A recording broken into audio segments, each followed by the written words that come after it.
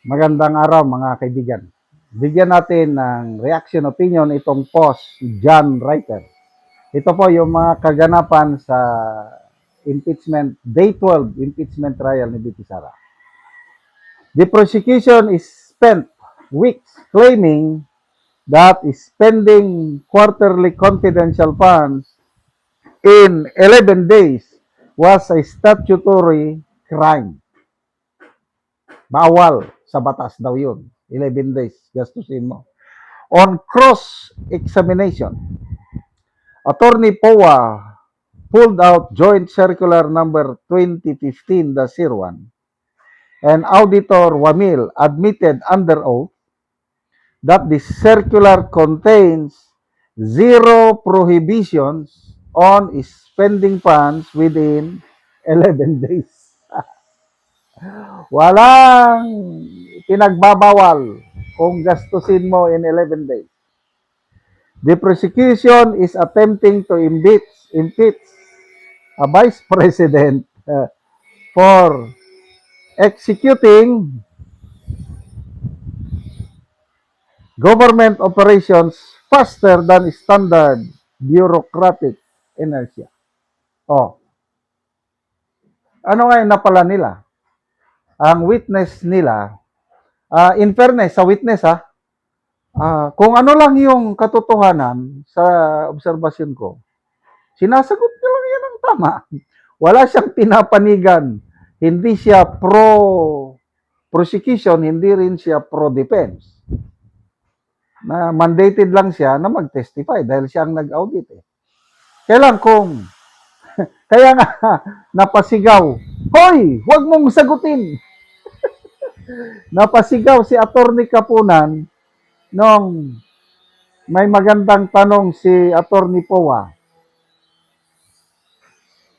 Masasabi mo ba na kahit sintabo may napunta sa bulsa ni BP Sara sa kanyang confidential fund? Simple tanong but direct to the point. O nataranta si Kapunan, hoy! Hoy, huwag mo isagutin. Ano bang klaseng abogado dyan na sumigaw, hoy? Objection, Your Honor. Dapat ganon. So ito, isa pa yung nabanggit nitong si Wamil na si Vice President Sara lang daw ang the only Vice President na may nabigyan ng confidential fund. Kanina may ipinakitang dokumento si Attorney Michael Powa, DBM document, showing na noong 2014, BP Binay pa noon ang Vice President, na isyuhan siya ng confidential fund. So, do you agree na hindi lang si BP Sara ang nabigyan ng confidential fund? Sagot ni Wamil, according to this document, Your Honor, I agree. Meron ng confidential fund si BP Binay noon. Oh, so ito ngayon. Ang galing ano? Ang galing ng defense team. Nakaproduce sila ng mga ganitong dokumento. Joint Circular 2015-01. Walang paglabag sa batas. Ang paggastos ng pondo within 11 days. Kasi kami nakaranas kami dyan. Nag-command ako ng batalyon. I-release yung pondo.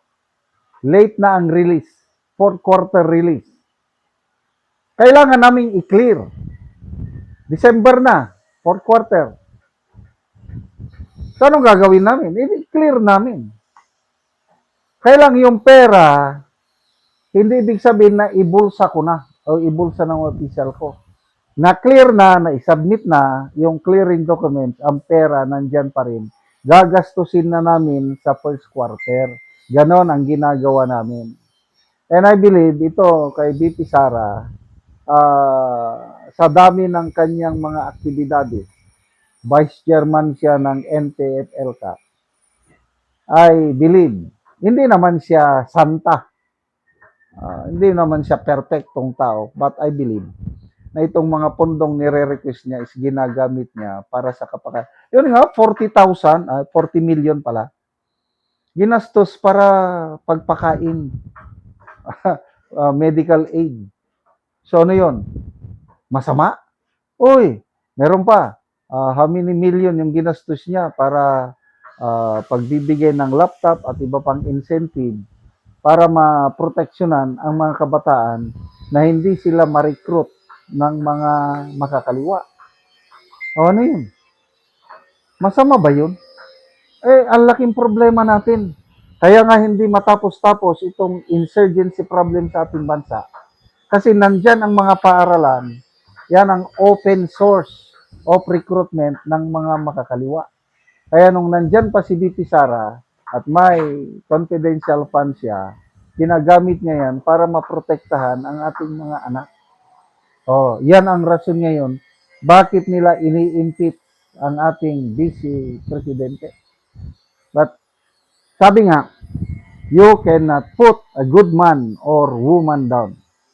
Sige, marami pang tingnan natin kung ano pang pasabog nitong prosecution but bumabalik sa kanila. Kasi nga, itong mga witnesses nila, hindi nila kontrolado.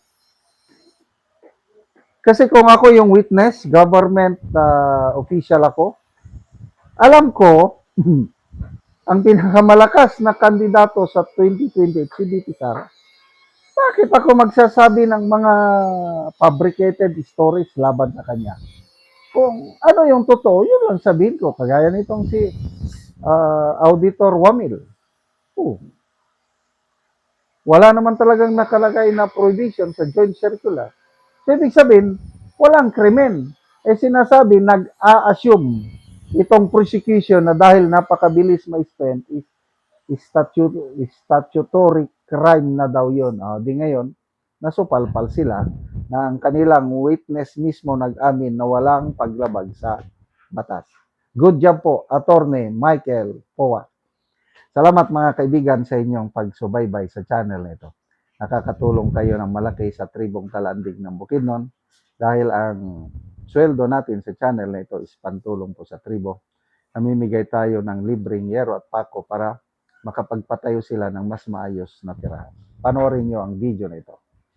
Karon mo na niyang matagaan og yero si Kuya. Okay, salamat kayo sa Ginoo nga nainabangan na gyud ko. Nang sin nga niabot. So si Kuya natagaan og yero. So Balay nga nangabuslot na mo ato. ang iyang balay nang kuha na ang atop. So mo ni ang hitsura sa balay ni Kuya nga buslot og tuluan na gid kaayo ang ilang kahimtang kung muulan. So di pang sapahan na lang og sako. Tungod sa di na makaya og ulan. Kay dili na sa makaya kung ulan, sapa na lang og sako. At haron tayo mamada ko kuan. Bente. At So, bikunan da. mga bulsot na gid kaayo.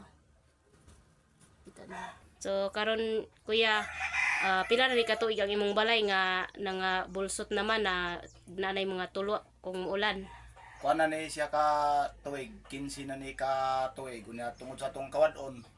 Ang sin nga akong na gamit ani so nakatong pinakanipis na gid sa tanan mo nga So magkakaroon. dali ra siya makuan na daot. Dali ra gyud kay nipis man. Tungod So sa kanipis kay di man ta makakayo baga gyud nga asin. so pila na imong edad Kuya? Kuan ako karon 41 So na ko. na kay anak. Na ako'y duha ka anak kunya tangan naga-eskwela. So si Kuya. So ang imong panginabuhian Kuya, Kuan ra mag-uumara gyud so next na gyud. mag-uumara. So si Kuya natagaan og yero so makaatop na gid ka karon Kuya. So apat na gyud ko karon dako akong kalipay og pagpasalamat sa nagpasiyugdaan ning programa. Ang atop na ako nga naguba na gyud so Maalista na. Sige, sige.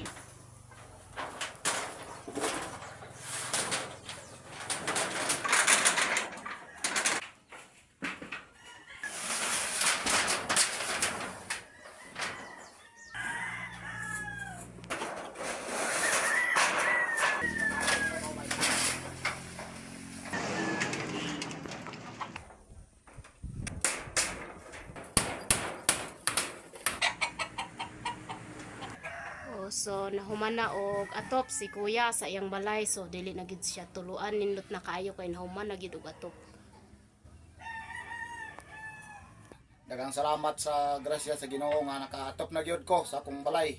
Manginaot ko nga ang nagpasyok dani nga pinagi ni nga mga hinabang, manginaot ko nga dagang pag dagan pa ang matabangan. sa dili lang diri sa among barangay, sa barangay Tagbang kundi Sige. lakip pa sa kinatibukan nga lungsod sa Talakag ang ilang mga tabangan. Dagang kayo Sige. salamat. Okay, sige. Salamat po.